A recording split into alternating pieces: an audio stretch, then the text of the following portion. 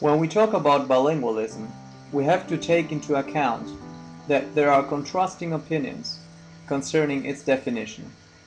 On the one hand, McNamara defines bilingual, someone having some language skills in one of the following four modalities: speaking, listening, writing, and reading, in a language that is not the native one.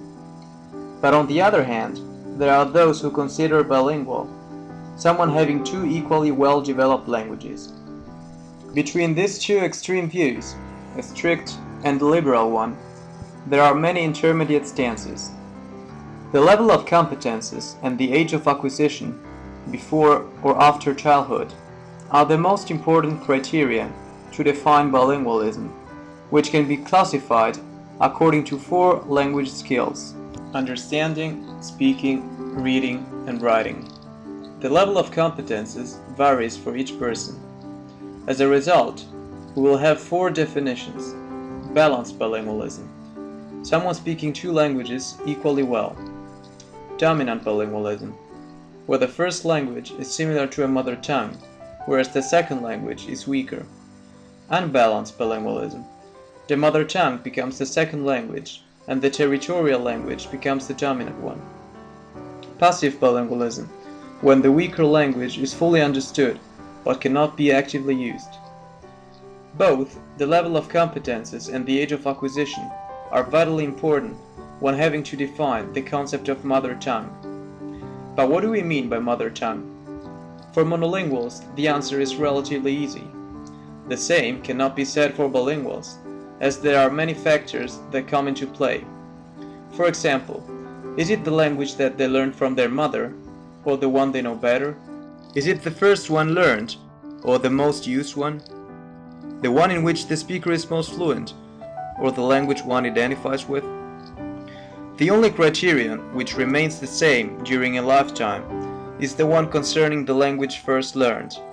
All other criteria may change, even several times. Bilingualism entails advantages as well as disadvantages. The most frequently cited benefits are the possibility of communicating with relatives who only speak one of the two languages, in order to avoid them feeling excluded from the conversation; the transmission of a cultural identity, since language and culture go hand in hand; a greater feel for languages. The fact of being bilingual makes it easier to learn other languages. Moreover, a bilingual education enables one to adapt to multicultural realities and leads to a greater sensibility and opened mind. Moving between two languages means not only being able to express oneself in another language, but also expanding one's own cultural horizons. In this way, one can read a work in its original language, appreciating it more. Furthermore, research has shown that bilingual people have some advantages also in thinking, ranging from creative thinking, which means that they have a more free, open-ended, elastic, imaginative, and creative form of thinking, to faster progress in early cognitive development and greater sensitivity in communication. Therefore, a bilingual has more awareness of language and more fluency, flexibility, and elaboration in thinking compared to a monolingual. A study carried out by the International School for Advanced Studies of Trieste, ISAS, brings out the fact that children exposed to two languages from early childhood develop more agile language skills. By the age of 1, they are already faster learners than monolinguals. According to Professor Meller, director of the Language, Cognition, and Development Laboratory of ISAS, the brain of a bilingual person is more supple because it is well trained to distinguish stimulus coming from two languages. Another interesting study, carried out by the Ghent University in Holland, highlights the fact that bilingual people cannot turn off their second language, not even when speaking the other language. Despite all the advantages of bilingualism, there are some disadvantages as well. For example, the fact of having some difficulties at school, such as less fluency and correctness of speech, particularly in the Britain part. The possibility that bilingualism may hamper the full knowledge of languages, as bilingual children are less exposed to each language in comparison to monolinguals. A further disadvantage is the temporary mixing of languages. The bilingual child may have some difficulty keeping the two linguistic systems separate, and this is usually considered a negative factor, a clear sign of an unbalanced bilingualism. Another disadvantage is the fact that bilingual people have a poorer vocabulary and are slower when trying to find the right words. Nonetheless, experts agree that the advantages of bilingualism fully compensate for any disadvantage. It is interesting to notice that, unlike what one usually may think, adults are faster in the language learning process compared to children. In fact, they have superior analytic and mnemonic skills.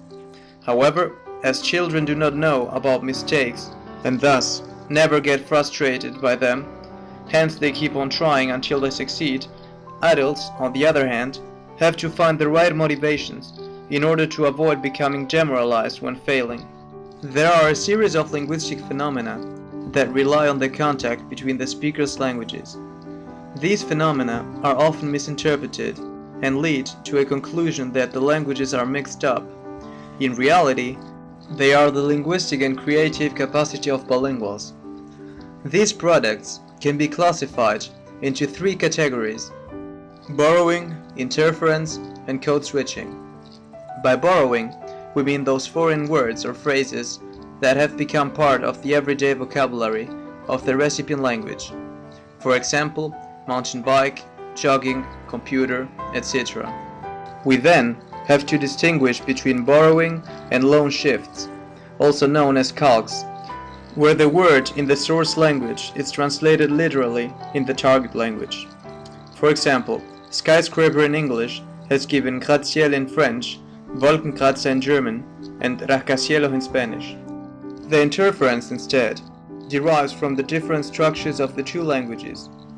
These structures, when coming into contact, misguide the speaker and cause him to use elements of one language in another language. At a phonological level, this process leads to what is usually called a foreign accent. As for code switching, it is a change of language within a conversation, in the presence of interlocutors who understand both languages. It never happens when there is a monolingual interlocutor who does not understand the second language. The fact that it may occur without realizing has not to be considered a sign of confusion. Code switching is a valuable linguistic strategy which does not happen at random. There is always a purpose and a logic in switching languages. Bilinguals are therefore able to control the language choice. Hence, code switching must not be seen as the speaker's inability to express himself well in neither of the two languages. In fact, the change of languages is usually used to give more incisiveness and strength, or to obtain different levels of expressiveness in order to better convey the message. It shows, therefore, a remarkable command of both languages by never violating any grammar rules. Moreover, code switching has a great social meaning. In fact, it enables one to conciliate two different cultural entities deriving from two languages. It also demonstrates one's own desire to connect oneself to both cultures by not having to choose just one. Finally, having had the chance to contact and interview David Smith, head of the English Interpreting Unit, European Commission Directorate General for Interpretation, and Javier Álvarez Vize, head of the Spanish Interpreting Unit, European Commission Directorate General for Interpretation, I was provided with the opportunity to better understand and deepen the relation between bilingualism and interpretation.